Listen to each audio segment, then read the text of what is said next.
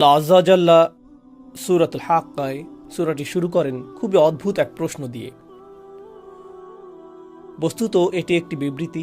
প্রথম আয়াত শুধু একটি শব্দ আল হাক্কা, যার কয়েকটি অর্থ আছে, কিন্তু খুব সহজে অর্থটাকে এভাবে ভাবতে পারেন রিয়েলিটি বা বাস্তবতা।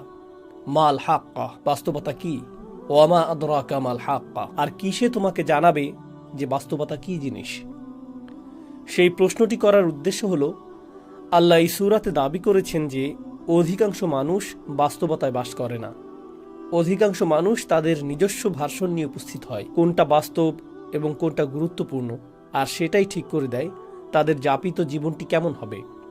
তাই আল্লাহ এই সূরায় প্রত্যেকটি মানুষকে চ্যালেঞ্জ জানাচ্ছেন, তারা যেন একটু পেছনে সরে গিয়ে আবারও বাস্তবতা নিয়ে একটু চিন্তা করে। আমরা সকালে জেগে উঠি, নিজেদের চেতনা পুনরায় ফিরে পাই, তৎক্ষণাৎ খুবই বাস্তব কিছু কাজ আমাদের সামনে পড়ে। আছে চাকরি, আছে পরিবার, আছে দায় দায়িত্ব, এখন আরও আছে সেহরি। এভাবে বিভিন্ন কাজকর্মে আমরা প্রত্যহ জড়িয়ে পড়ি। দৈনন্দিন কাজকর্ম, এক কাজ শেষ হলে আরেকটা, এরপর আরেকটা, বারবার ঘড়ির দিকে তাকান, যেন সময়ের হিসেবটা রাখতে পারেন, যেন দিনের বেলা আপনার যে বাস্তব এবং গুরুত্বপূর্ণ কাজগুলো আছে তা শেষ করতে পারেন। আমরা এসব খুঁটিনাটি দৈনন্দিন কাজে এত বেশি জড়িয়ে পড়ি যে একটু থেমে বড় চিত্রটার দিকে আর দৃষ্টি প্রদান করি না। এটি খুবই কমন একটা প্রবণতা যা সকল মানুষের মাঝে দেখা যায়। আমরা দৈনিক কাজগুলোতে এত বেশি আচ্ছন্ন হয়ে পড়তে পারি যে পেছনে সরে বড় চিত্রটার দিকে আর ভ্রুক্ষেপ করি না, নিজেদের বড় কোনো প্রশ্ন করি না, আমার জীবনটা কোন দিকে এগোচ্ছে, কারণ আপনি দৈনন্দিন জিনিসগুলোতে এত বেশি ব্যস্ত। এই ব্যাপারটা এমনকি ব্যবসার দুনিয়াতেও ঘটে। যেমন একটি কোম্পানিতে থাকে অ্যাকাউন্টেন্ট, ইঞ্জিনিয়ার, আরও অনেকে। তারা সকালে উঠে অফিসে যায়, নিজের করণীয় কাজটা করে, কিন্তু সবাই যদি শুধু দৈনন্দিন কাজগুলো করতে থাকে তাহলে একটি কোম্পানিকে বাঁচাতে পারবে না। কাউকে না কাউকে ম্যানেজমেন্টে থাকতে হবে, যিনি বলবেন, না আমাদের 6 মাসের টার্গেট আছে, আমাদের 1 বছরের টার্গেট আছে। কারো মাথায় বড় চিত্রটা থাকতে হবে। এর উপরে আছে এক্সিকিউটিভ, এর উপরে আছে স্ট্র্যাটেজিস্ট, অ্যানালিস্ট এবং অন্যান্যরা, যাদের কাছে থাকে আগামী 5-10 বছরের প্ল্যান। কারণ শুধু ছোট ছোট ক্ষুদ্র ক্ষুদ্র কাজগুলো করার মাধ্যমে ভীষণ ঠিক রাখতে পারবেন না সবার শেষে কোনটা গুরুত্বপূর্ণ। তো আমাদের ছোট ছোট কাজগুলো আরো বিশাল বিশাল ব্যাপারের সাথে জড়িত থাকে, তাই না? আল্লাহ প্রকৃতির মাঝে এই ব্যবস্থাপনায় সৃষ্টি করেছেন। উদাহরণস্বরূপ মৌমাছি, পিঁপড়া এবং অন্যান্য প্রাণীকুলের মাঝেও দেখা যায় তারা ছোট ছোট কাজ করে। প্রত্যেকটি পিঁপড়া জানে তাকে কি করতে হবে বাসা তৈরির জন্য। প্রত্যেকটি মৌমাছি জানে তাকে মৌচাকের কোন অংশে কাজ করতে হবে। প্রত্যেকেই নিজের ছোট কাজটার কথা জানে, কিন্তু আল্লাহ তাদের ডিজাইন করেছেন আরো বড় কিছু নির্মাণের জন্য। তাদের প্রত্যেকের করণীয় ছোট ছোট কাজগুলোর চেয়েও তারা আরো বৃহৎ কিছুর অংশ। এটা এক ধরনের উপায় যেভাবে আমরা চিন্তা করতে পারি যে বাস্তবতা আসলে কি জিনিস। এই ছোট ছোট কাজগুলো যে আমরা করি, এগুলো যদি আরো বৃহৎ কিছুর সাথে সংযুক্ত না থাকে তাহলে আমাদের কাছে বাস্তবতার প্রকৃত উপলব্ধি নেই। তবে আমাদের দৈনন্দিন কাজগুলো সংযোগহীন। তাই আল্লাহ এই সূরাতে কি করলেন? তিনি বিভিন্ন উপায়ে বাস্তবতার প্রশ্নটাকে বিশ্লেষণ করলেন। আমি এখন যা করব, এই 20 মিনিটের কম সময়ে ওই চিত্রগুলোর একটি আপনাদের সাথে শেয়ার করব। যখন আমাদের জীবনের এই সমস্ত ছোট ছোট মুহূর্তগুলোর সমাপ্তি আসবে, অতি সত্বর অথবা পরে এক সময় আমরা মাটির নিচে চলে যাব। এরপর চরম সত্য ঘটনা, চূড়ান্ত বাস্তবতা আরম্ভ হবে। সেই বাস্তবতায় সব কিছু উল্টে যাবে। এখানে এই দুনিয়াতে আমাদের ক্ষুদ্র ক্ষুদ্র কাজগুলো বড় কিছুর দিকে নিয়ে যায়।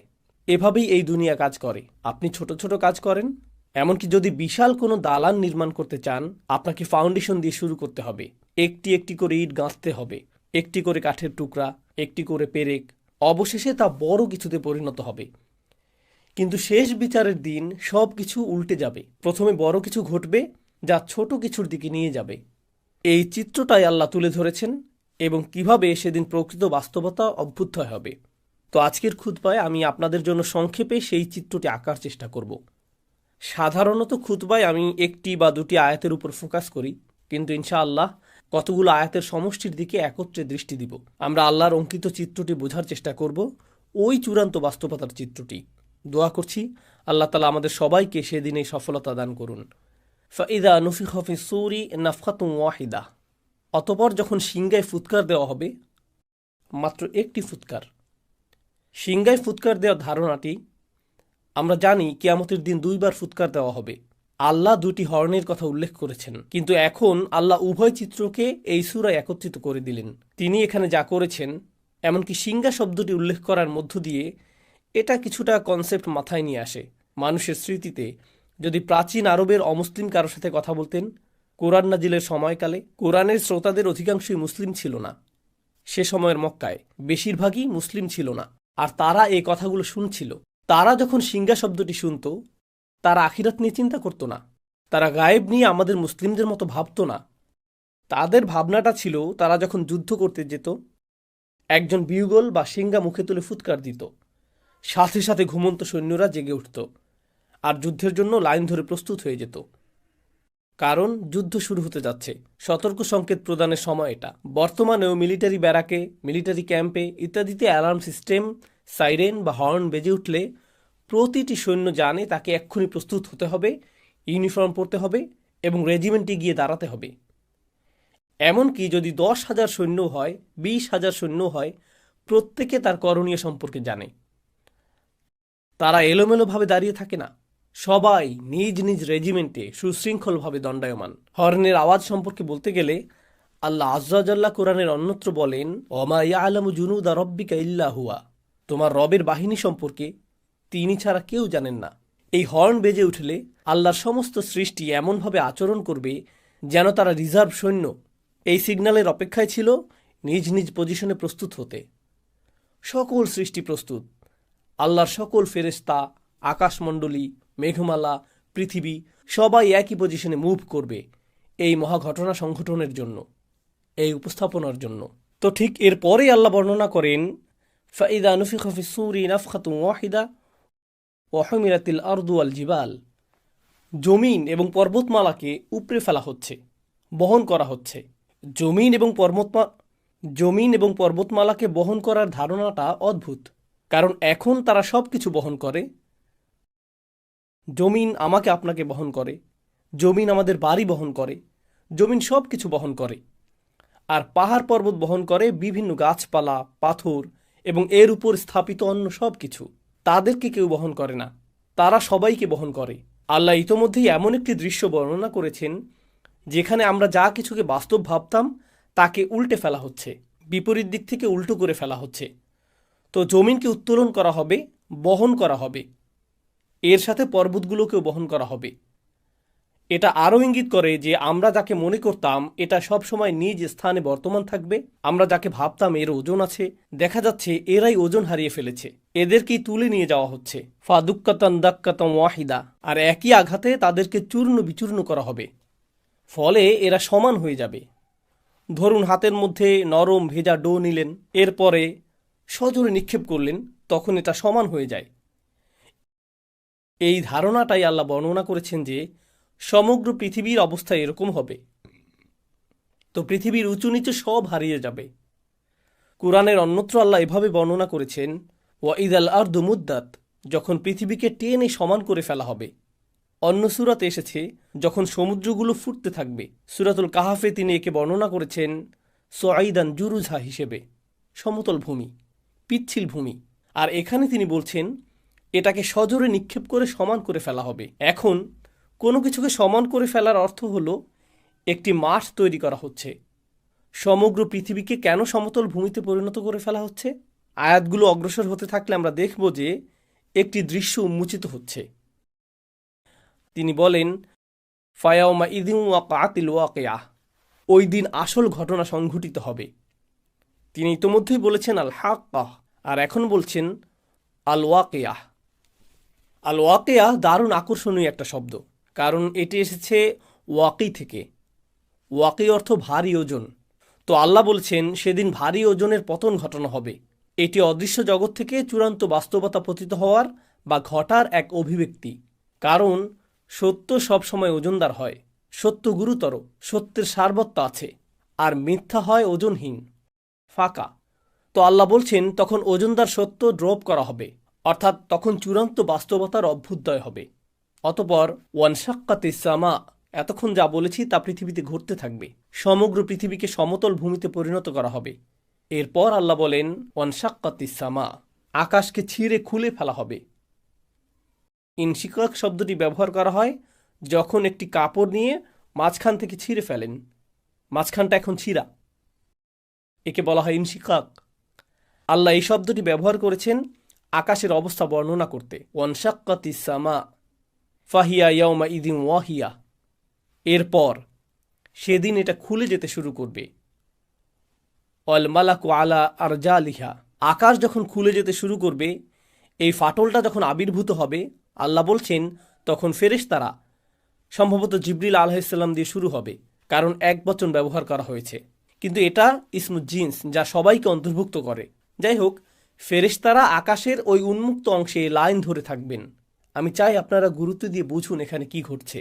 প্রাচীন যুগে যখন সেনাবাহিনী কোনো শহর জয় করতে যেত, দেখা যেত যে প্রাচীন শহরগুলোর চারপাশে বিশালাকার দেওয়াল তুলে প্রতিরক্ষা ব্যবস্থা করা হতো। তাদের থাকতো প্রকাণ্ড গেট, তারা গেটগুলো অত্যন্ত মজবুতভাবে নির্মাণ করত, কারণ শত্রুরা তো আর দেওয়াল ভেদ করে আসতে পারবে না, তাদেরকে আসতে হবে গেট ভেঙে। যদি গেট ভেঙে ফেলা হয়, গেট যদি খুলে ফেলা হয়, তার মানে শত্রুপক্ষ শহর জয় করে ফেলেছে। শহরের পতন হয়ে গেলে আগত বাহিনী তথা আক্রমণকারী বাহিনী গেইটের পাশে লাইন ধরে দাঁড়িয়ে যায় সেনাপতিকে স্বাগত জানানোর জন্য, বা বিজয়ী রাজাকে স্বাগত জানানোর জন্য, বিজয় উদযাপনের জন্য প্রস্তুতি নেওয়া হচ্ছে, তাই না? আয়াতগুলোর ভাষাতে ঠিক এরকম একটি চিত্র তুলে ধরা হচ্ছে। শুরুতে জমিনকে সমতল করা হচ্ছে, এরপর আকাশকে ছিঁড়ে খুলে ফেলা হচ্ছে। আচ্ছা, আকাশ ছিঁড়ে খুলে ফেলা বলতে কি বোঝানো হচ্ছে? আপনাদের কেউ কেউ সায়েন্সের ছাত্র বা বাচ্চারা যারা সায়েন্স পড়ে জানে যে আকাশ তো খালি জায়গা, এটা তো ফাঁকা। ছিঁড়ে খুলে ফেলা বলতে কি বোঝাচ্ছেন? আল্লাহ এখানে যা বর্ণনা করছেন তা খুব সহজে ডাইমেনশন দিয়ে বুঝতে পারবেন। আমরা আছি দৃশ্যমান ডাইমেনশনে, যেখানে আমরা একে অপরকে দেখতে পাচ্ছি, আমরা ভাবছি এটাই বাস্তব। কিন্তু ঠিক এই মুহূর্তে আমাদের সাথে ফেরেশতারা আছেন। ঠিক এই মুহূর্তে কিরামান কাতিবিন, মর্যাদাবান ফেরেশতারা আমাদের সব কিছু লিখে রাখছেন একটি খাতায়। এটি এমনকি কালি দিয়ে লেখা হচ্ছে না, এটি কিতাবুম মারকুম, পেজগুলোতে সেলাই করা হচ্ছে। কারণ কালির ক্ষেত্রে যদি পানি পড়ে লেখাগুলো অস্পষ্ট হয়ে যেতে পারে, বা আঙুল দিয়ে ঘষা দিলেও দাগ পড়ে যেতে পারে। কিন্তু লেখা যদি সেলাই করা হয়, আমরা যাকে বলি এমব্রয়ডারি, আমাদের কাজগুলোকে পাতাগুলোতে এমব্রয়ডারি করে নথিভুক্ত করা হচ্ছে, কিতাবুম মারকুম। আরবিতে এর নাম রকম। এভাবেই রেকর্ড করা হচ্ছে। এটা ঠিক এখনই ঘটছে, কিন্তু আমরা তা দেখতে পাচ্ছি না, কারণ এটা ঘটছে একটি পর্দার ওপরে। এই পর্দার নাম হলো গাইব, গাইবের পর্দা। এজন্য গাইবের ধারণাটা কি ঘটবে বিচার দিবসে। ফাকাশাফনা আনকা গিতাআক, সূরা কাফে যেমন এসেছে। তিনি বলেছেন, আমি পর্দা সরিয়ে দিয়েছি, তোমার সামনে যে পর্দা ছিল তা আমি সরিয়ে দিয়েছি। অতএব এই মুহূর্তে চোখের সামনে একটি পর্দা আছে, যা আমাকে অদৃশ্য জগৎ দেখতে বাধা দিচ্ছে। ঠিক একইভাবে যখন কোনো ডাক্তারের কাছে যান, ওনারা যখন এক্স রে করেন, তারা এক্স রে মেশিনের ভেতর দিয়ে এমন কিছু দেখেন যা আমি আপনি এই মুহূর্তে দেখতে পাচ্ছি না।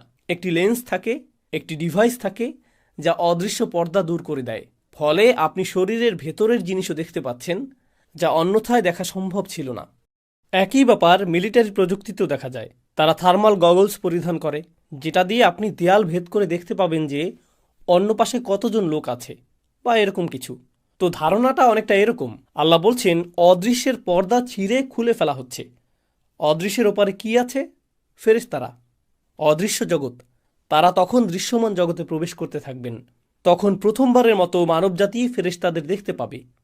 শেষ বিচারের দিন আকাশ ছিঁড়ে যে গেটটি খুলে ফেলা হয়েছে, আল্লাহ বলছেন ফেরেশতারা ওই গেটের সকল পাশে লাইন ধরে উপস্থিত হবেন।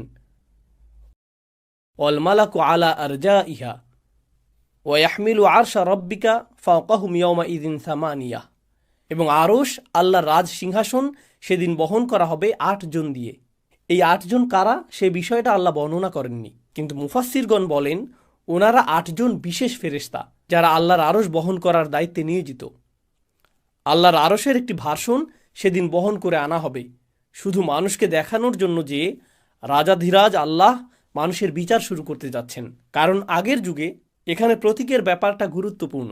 আগের যুগে গার্ডরা রাজাদের বহন করত এক ধরনের ছদ্ম সিংহাসনে, কারণ আসল সিংহাসনটা অন্য কোথাও আছে। এই বহনযোগ্য সিংহাসনটা আনা হয়েছে শুধু বিচার কার্য পরিচালনার জন্য। যদিও রাজার এখনো আগমন ঘটেনি, কিন্তু সিংহাসন আনা হয়েছে। তো ওয়াহমিলু আরশা রব্বিকা ফাওকাহুম ইয়াওমাইদিন সামানিয়া, আর্মিরা গেট খুলে ফেলেছে, সিংহাসন আনা হয়েছে 8 জন দিয়ে। এই 8 জন কি ফেরেশতা নাকি আল্লাহর অন্য কোনো সৃষ্টি? আলী রাদিয়াল্লাহু তাআলা আনহু সহ অন্যরা বলতেন যে 8 জন বলতে কি 8 জন, নাকি 8,000, নাকি 8 লিজন বোঝানো হয়েছে। মা হিয়া হাদিহি সামান, আমরা জানি না এটা এই 8 কারা, এটা আল্লাহ আমাদের জানাননি।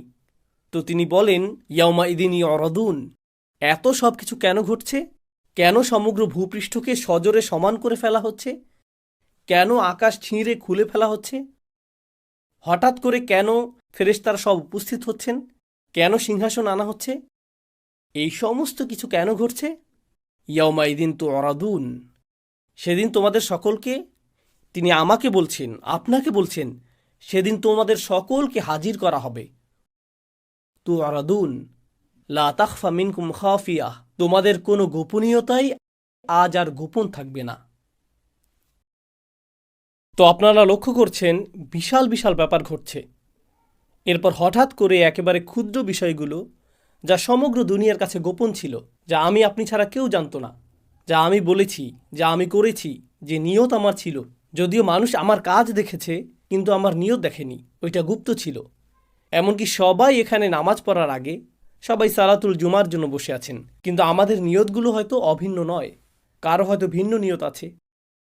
আপনি তা দেখতে পান না, আপনার পক্ষে তা দেখা সম্ভব নয়, এটা গোপন। কিন্তু সেদিন কোনো গোপন জিনিসই আর গোপন থাকবে না, কিছুই লুকায়িত থাকবে না। কিছু সাহাবা এই আয়াত সম্পর্কে বলেছেন, কারণ সেদিন মানুষের পরনে কোনো কাপড় থাকবে না, কেউ কোনো পরোয়া করবে না। আল্লাহ শুধু মানুষের আমলগুলো উন্মুক্ত করবেন না, আল্লাহ তাদের নিজেদেরকে উন্মুক্ত করে দিবেন। তো লা তাখফা মিনকুম খাফিয়া, এখন ব্যাপারটা এমন যেন এই বিশাল ঘটনা, আকাশ এবং সমগ্র পৃথিবীকে নতুন করে সাজানো হয়েছে, নতুনভাবে ইঞ্জিনিয়ারিং করা হয়েছে। এই সমস্ত কিছুর উদ্দেশ্য হলো আমি এবং আপনি। এই সমস্ত কিছুর উদ্দেশ্য হলো যেন আমি আপনি আল্লাহর সামনে দণ্ডায়মান হই এবং বিচারের সম্মুখীন হই। এই সমস্ত কিছু হলো ঘটনার পূর্ব প্রস্তুতি। এখন প্রশ্ন উঠে, আল্লাহ আজ্জাওয়াজাল্লাহ হলেন আল হাকিম, তিনি সকল প্রজ্ঞার মালিক। আর আল্লাহ আজ্জাওয়াজাল্লাহ ইন্নামা আমরুহু ইদা আরাদা শাইআন আইয়াকুলা লাহু কুন ফায়াকুন, আল্লাহ শুধু বলেন হও আর এটা হয়ে যায়। তো কেউ মারা যাওয়ার সাথে সাথে আল্লাহ বলতে পারতেন অমুককে জাহান্নামে ফেলো, অমুককে জান্নাতে রাখো, তিনি তৎক্ষণাৎ সিদ্ধান্ত নিতে পারতেন। তার তো এই মহা আয়োজনের দরকার নেই, তাকে তো আকাশ খুলতে হবে না, ফেরেশতাদের প্রদর্শন করতে হবে না, এরপর সিংহাসন আনতে হবে না, এরপর আমাদের সমস্ত আমলগুলো গণনা করতে হবে না, আল্লাহকে তো ভালো মন্দ গুনতে হবে না, তিনি তো সব ইতিমধ্যেই জানেন। আল্লাহর কাছে আছে সব কিছুর ক্যালকুলেশন, আছে সব কিছুর হিসাব। আল্লাহর চেয়ে কার কাছে উত্তম হিসাব আছে? তাহলে আমাদের সম্মুখে আল্লাহর এই বিশাল দৃশ্যের অবতারণা করার উদ্দেশ্য কি? ব্যাপারটা আসলে ন্যায় বিচারের ধারণার সাথে সম্পর্কযুক্ত। এই দুনিয়াতে মানুষ যে বিষয়গুলো চায় তার মধ্যে একটি হলো ন্যায় বিচার। কিভাবে ন্যায় বিচার হয়? দুটি বিষয় ঘটতে হবে যদি ন্যায় বিচার পেতে চান। প্রথম যে বিষয়টি ঘটতে হবে তা হলো বিচার প্রক্রিয়ার ন্যায্যতা থাকতে হবে, বিচার প্রক্রিয়ার নিরপেক্ষতা থাকতে হবে। দ্বিতীয় যে বিষয়টা ঘটতে হবে তা হলো আপনাকে বিচারটা প্রদর্শন করতে হবে, গোপনে বিচার করতে পারবেন না। যদি পুলিশ কাউকে গ্রেফতার করে, তাকে ধরে এবং জেলে নিক্ষেপ করে আর বলে যে তাকে দোষী সাব্যস্ত করা হয়েছে, তখন প্রশ্ন উঠে কখন তাকে দোষী সাব্যস্ত করা হলো, তার বিচার কখন হলো? ও এটা গোপনে করা হয়েছে। বিশ্বাস করুন, বিচারটা ন্যায় বিচার হয়েছে। আচ্ছা, বিচারটা যদি গোপনে হয়, সাথে সাথে সবাই চিন্তা করবে বিচারটা যদি এতই ন্যায্য হয় তাহলে গোপনে করলেন কেন? প্রমাণাদি দেখাচ্ছেন না কেন? প্রকাশ করছেন না কেন? অতএব শুধু ন্যায় বিচার করলেই হবে না, ন্যায় বিচারটা সবাইকে দেখাতেও হবে। উভয় ব্যাপারটা ঘটতে হবে। কাউকে জাহান্নামে ফেলা হলো, তখন সে বলতে পারে, হ্যাঁ আল্লাহ আমাকে এখানে ফেলেছেন, কিন্তু আমি খুবই ভালো মানুষ ছিলাম, আমি জানিও না আমি এখানে কেন, আমি তো সৎ জীবনযাপন করেছি। তারা এমনটা বলতে পারে।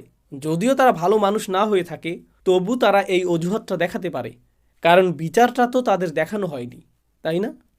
প্রকৃতপক্ষে এমনকি সেদিনও কিছু মানুষ অজুহাত দেখানোর চেষ্টা করবে। আল্লাহ কি করলেন? আল্লাহ দেখিয়ে দিলেন লা তাখফা মিনকুম খাফিয়া, কোনো কিছুই গোপন থাকবে না।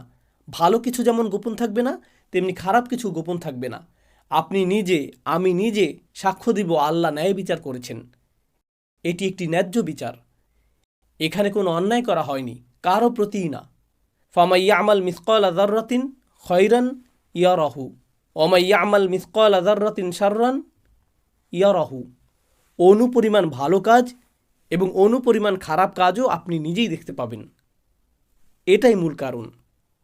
এত বিশাল আয়োজন করা হবে এই জন্য যে যেন আল্লাহ প্রদর্শন করতে পারেন বিচারটা কত ন্যায়ানুগ হয়েছে।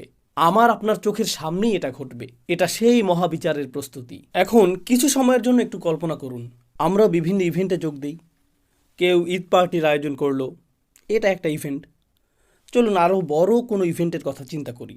নতুন প্রেসিডেন্টের শপথ অনুষ্ঠান হবে বা নতুন প্রধানমন্ত্রী নির্বাচন করা হয়েছে, তখন অনুষ্ঠান করা হয়, উদ্বোধনী অনুষ্ঠানের আয়োজন করা হয়, জাতীয় উৎসবের একটি দিন। বিশাল এক ব্যাপার। যখন বিশাল কিছু হয় তার জন্য প্রস্তুতিটাও হয় অনেক বড়। আল্লাহ এত ব্যাপক প্রস্তুতি নিচ্ছেন, এত প্রকাণ্ড আয়োজন। কত যে আয়াতে এই ইভেন্টের প্রস্তুতির কথা এসেছে। সিংহার আওয়াজ থেকে শুরু করে আকাশ ছিঁড়ে ফেলা, ফেরেশতাদের সারিবদ্ধ হয়ে দাঁড়িয়ে যাওয়া, সিংহাসনের আগমন, এই যে এত বিশাল আয়োজন আমার কৃতকর্মগুলো হিসেবের জন্য, আপনার কৃতকর্মগুলো হিসেবের জন্য। আল্লাহর কাছে আমাদের কর্মগুলো এতটাই গুরুত্বপূর্ণ, অথচ আমরা মনে করি আমাদের কৃতকর্মগুলো ছোটোখাটো বিষয়। মনে আছে আমি যে শুরুতে বলেছিলাম, এই জগতে ক্ষুদ্র ক্ষুদ্র বিষয়গুলো বড় কিছুর দিকে নিয়ে যায়। আর বিচার দিবসে কি হবে? সেদিন বিশাল বিশাল ব্যাপারগুলো ঘটবে আমার আপনার একেবারে ক্ষুদ্র ক্ষুদ্র আমলগুলোর হিসাব নিকাশের জন্য।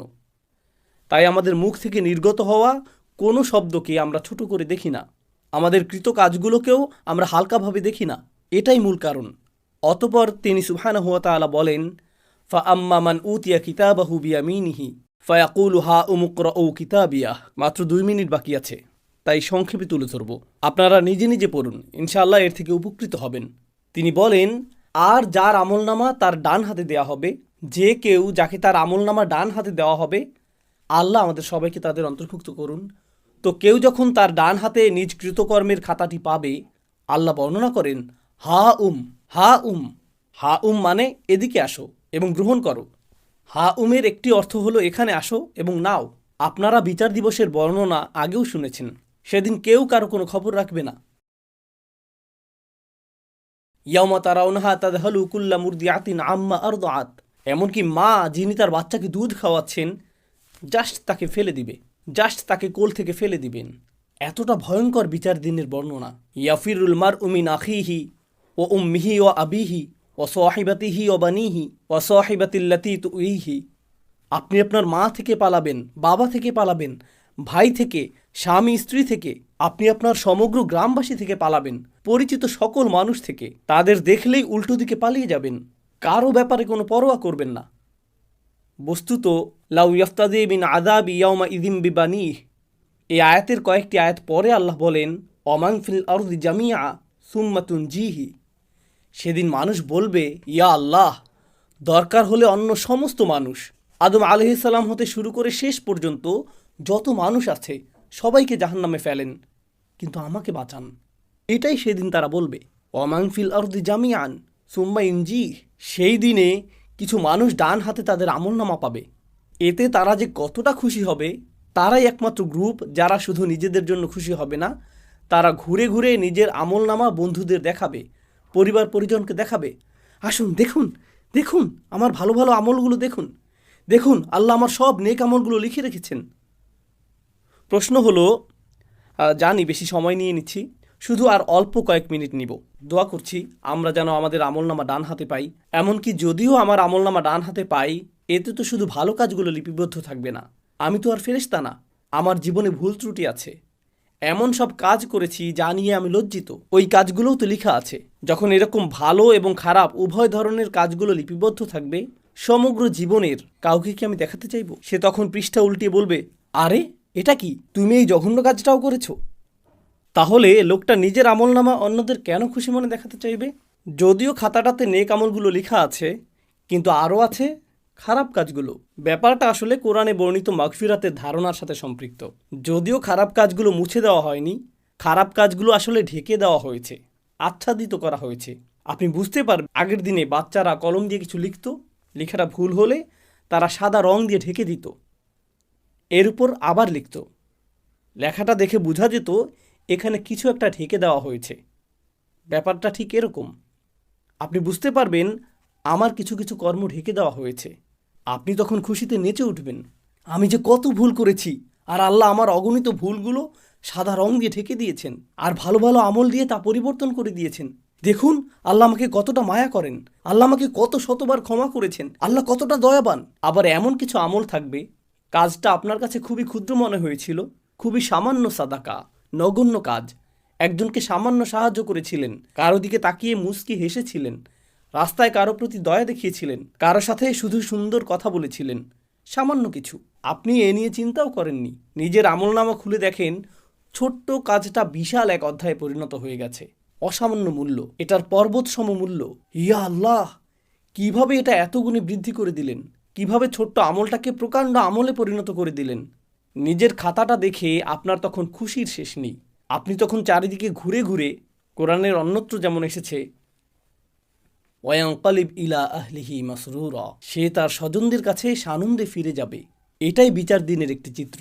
এটাই হা ও মুকরা ও কিতাবিয়া ইন্নি জনান্তু আন্নি মুলাকিন হিসাবিয়া ফাহুয়া ফি ঈশাতির রাদিয়া। আমি জানি সময় শেষ হয়ে গেছে, অন্তত এই অংশটা।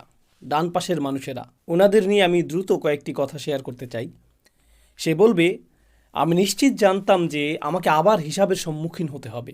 হিসাব শব্দটি, হিসাবিয়ার অনুবাদ হলো অডিট। অডিট মানে প্রতিটি আইটেম সম্পর্কে জিজ্ঞেস করা হবে।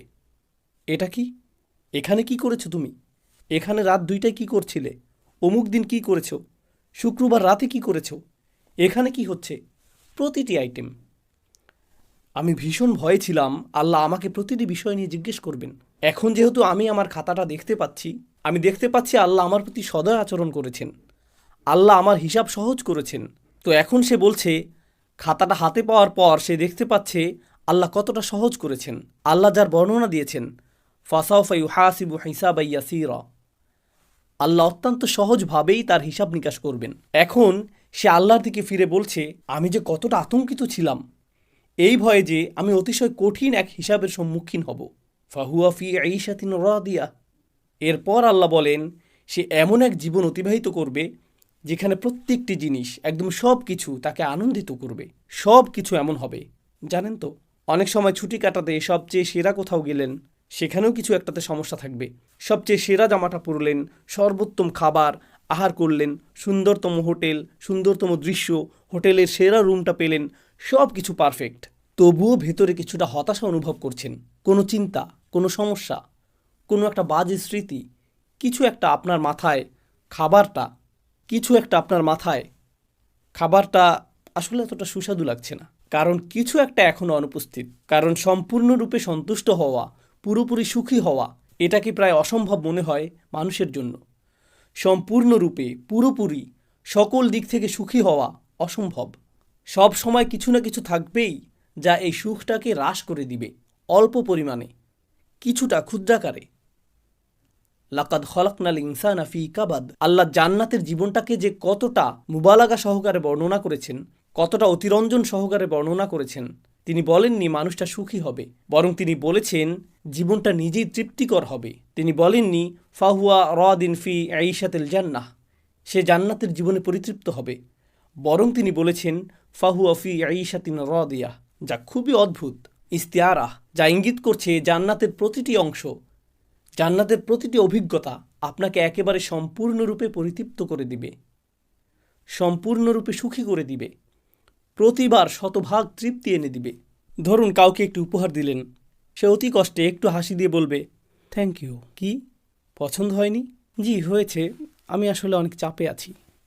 আপনি তখন, কী লাভ হলো, তোমাকে উপহার দিলাম আর তুমি এখনও মুখ কালো করে আছো, তোমাকে খুশি করা অসম্ভব, এই জীবনে এটা সম্ভব না, আপনি সম্পূর্ণরূপে পরিতুষ্ট হতে পারবেন না। ফাহুয়া ফি ঈশাতিন রাদিয়া ফি জান্নাতিন আলিয়া কুতুফুহা দানিয়া।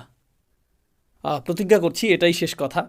মহান আল্লাহ বলেন, তারা সুউচ্চ উদ্যানে অবস্থান করবে, তারা একটি সুউচ্চ উদ্যানে অবস্থান করবে। কোরআনের অন্যত্রও আল্লাহ উদ্যানের কথা বলেছেন, কিন্তু এখানে তিনি শুধুমাত্র উদ্যানের কথা বলছেন না, তিনি এটাকে বলছেন সুউচ্চ উদ্যান। বিষয়টা কৌতূহল জাগ্রতকারী, কারণ আলিয়াহ শব্দটি আক্ষরিক এবং রূপক উভয় অর্থেই ব্যবহৃত হতে পারে। এর মানে কি? এটি হবে এমন একটি বাগান, এটি শুধুমাত্র সুউচ্চই না, এর ফলে আপনি চমৎকার একটা ভিউ পাবেন। এটি হলো একটি আর্থ। আর আমরা জানি যে যখন আপনি দর্শনীয় কোনো স্থানে যান, যখন আপনি পাহাড়ের চূড়ায় ওঠেন, আপনি যদি কখনও হাইকিংয়ে গিয়ে থাকেন অথবা গাড়ি চালিয়ে দূরে কোথাও যান যেখানে চমৎকার ভিউ রয়েছে, যেই মুহূর্তে আপনি চমৎকার কোনো ভিউ দেখতে পান, নিজের ভেতরে একটা প্রশান্তি লাভ করেন। সেখানে দাঁড়িয়ে পরিবেশটা অনুভব করতেই ভালো লাগে। এমনকি আপনি যখন গাড়ি চালিয়ে দূরে ভ্রমণ করেন, কোথাও কোথাও দর্শনীয় কিছু স্থান থাকে যেখানে আপনি কিছুক্ষণের জন্য রাস্তার পাশে গাড়ি পার্ক করেন। যদিও আপনার তাড়া থাকে, কিন্তু আপনি বলেন শুধু 1 মিনিট, 1 মিনিট, 1 মুহূর্তের জন্য দৃশ্যটা দেখে নেই, 1 মুহূর্তের জন্য দৃশ্যটা দেখে নেই। সকলেই আমরা থেমে যাই। আর আপনি যখন উঁচু কোনো স্থানে অবস্থান করেন তখন কিছুটা সাকিনাহ অনুভব করেন। আল্লাহ বলছেন জান্নাতিন আলিয়া। প্রত্যেকবার যখন আপনি বাইরে তাকান আপনার হৃদয়ে প্রশান্তি যুক্ত হতে থাকে, স্বস্তি যুক্ত হতে থাকে। এর দ্বারা এটাও বোঝায় যে জান্নাতে যত দূর দেখা যাবে সবই হবে আপনার, আপনি এর চূড়ায় থাকবেন। আর যত দূর দেখা যাবে সব দিক থেকে এটা হবে আপনার রাজত্ব। ফাহুয়া ফি জান্নাতিন আলিয়া। তবে এর আরও অর্থ রয়েছে। এটা এমন উদ্যান যা হবে অত্যন্ত অভিজাত। আপনারা হয়তো এরকম কথা শুনেছেন, এরা উঁচু স্তরের মানুষ, এদের অবস্থান অনেক উঁচুতে, এরা উঁচু সমাজের মানুষ। আপনি যদি সমাজের উঁচু স্তরে অবস্থান না করেন, তারপরেও যদি উঁচু স্তরের কোনো বিবাহ বা অনুষ্ঠানের নিমন্ত্রণ পান, আপনি সেখানে প্রবেশ করেন আর ভাবেন, ওয়াও, এই স্থানটি কল্পনাতুল্য, জানি না এর জন্য উপযুক্ত পোশাক পরেছি কিনা, আমার তুলনায় স্থানটি অনেক বেশি জাঁকজমকপূর্ণ, আমি কোনো কিছু নষ্ট করতে চাই না, আমি কি এখানে বসতে পারবো, সোফাটি অনেক দামি মনে হচ্ছে, আর জানি না এখানে থাকতে পারবো কিনা। তো আপনি অস্বস্তি বোধ করেন, কারণ এটা অতি উঁচু স্তরের, অতি অভিজাত। উদাহরণস্বরূপ আপনি পরিপাটি কোনো জাদুঘরে গেলেন যেখানে লেখা থাকে স্পর্শ করা নিষেধ। এমনকি স্পর্শ করা নিষেধ লেখা না থাকলেও আপনি যখন কোনো বিলাসবহুল অট্টালিকাতে প্রবেশ করেন, স্পর্শ করা নিষেধ কথাটি আপনি নিজের ভেতরেই অনুভব করেন। আমাকে সতর্ক হতে হবে, আমি কি জুতা খুলে প্রবেশ করব, আমি কি ওখানে যাব।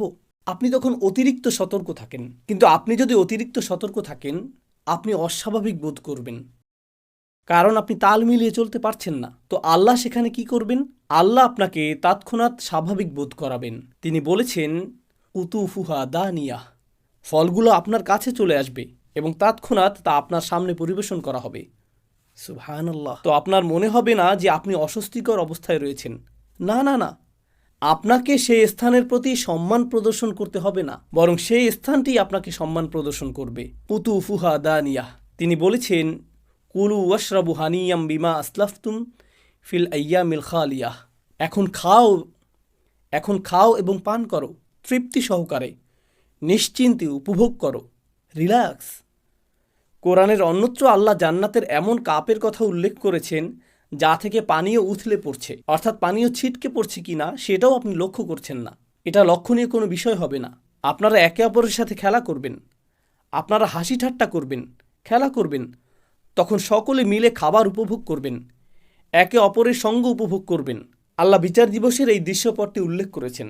বিচার দিবসের ঠিক পরের অবস্থা, তখন মানুষ অত্যন্ত আতঙ্কিত থাকবে এই জন্য যে সে হিসাবের সম্মুখীন হবে। ফাহুয়া ফি আইশাতিন রাদিয়াহ ফি জান্নাতিন আলিয়াহ কুতুফুহা দানিয়াহ কুলু ওয়াশরাবু হানিয়াম বিমা আসলাফতুম ফিল আইয়ামিল খালিয়াহ।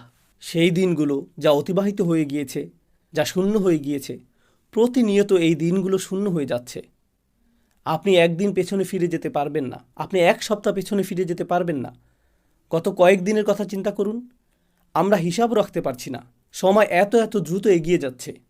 তো এই দিনগুলো হবে এরকম, আপনি পেছনে ফিরে তাকাবেন আর জীবনকে মনে হবে এটা যেন একটা বোতল যা দ্রুত শূন্য করা হয়েছে। আল্লাহ এই ধারণাটিকেই এখানে বর্ণনা করেছেন।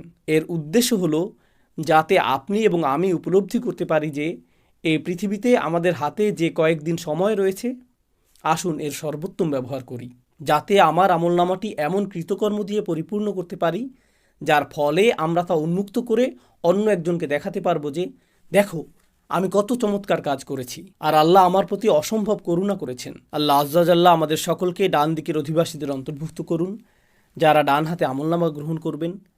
আর মহান আল্লাহ আমাদেরকে মিলিত করুন তার জান্নাতে, চমৎকার সুউচ্চ সেই উদ্যানে। বারাকাল্লাহু লি ওয়া লাকুম ফিল কুরআনিল হাকিম ওয়া নাফা'নি ওয়া ইয়্যাকুম বিল আয়াতি ওয়া যিকরিল হাকিম।